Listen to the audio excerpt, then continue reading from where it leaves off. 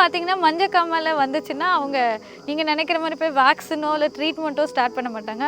முதல்ல இங்கே வந்து ஒரு பெருசாக ஒரு வட்டமாக ஒரு சூடு தான் வைப்பாங்க.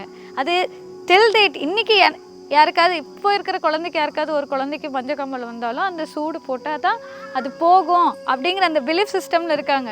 பட் நான் என்ன பார்த்தேன்னா அது போட்டதுனால பிள்ளைகளுக்கு அதனுடைய சைன்ஸ் அண்ட் சிம்டம்ஸாக பிள்ளைகளுக்கு நிறையா ஜுரம் வருது, அவங்களுக்கு அது காயம் ஆறதுக்கு லேட் ஆகுது. அதனால் அது போகுமா அப்படிங்கிறது அவங்களுக்கு இன்னும் தெரியல. ஆனால் அதை பற்றின நாங்கள் ஒரு அண்டர்ஸ்டாண்டிங்காக அவங்களுக்கு கொடுத்துட்டு தான் வரோம். ஆனால் இது கொஞ்சம் இன்னும் அவங்க பெரியவங்களுக்கு அந்த அண்டர்ஸ்டாண்டிங் வர்றதுனால கொஞ்சம் லேட் ஆகும். இந்த மாதிரி சின்ன சின்ன விஷயங்கள் நிறையா இருக்குது. பட் எஜுகேஷன் மூலயமா தான் இது எல்லாமே வெளியில் அவங்க அதை பிரேக் பண்ணிட்டு வர முடியும்.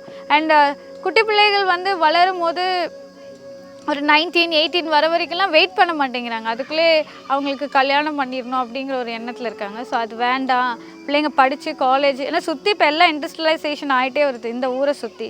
ஸோ பிள்ளைங்க படித்து காலேஜ் போய் அதுக்கப்புறம் அவங்களுக்கு அந்த கல்யாண முடிவுகளை எடுக்கணும் அப்படிங்கிறத பற்றின ஒரு அவேர்னஸ் தான் நாங்கள் அதிகமாக இங்கே கொடுத்துருக்குறோம்.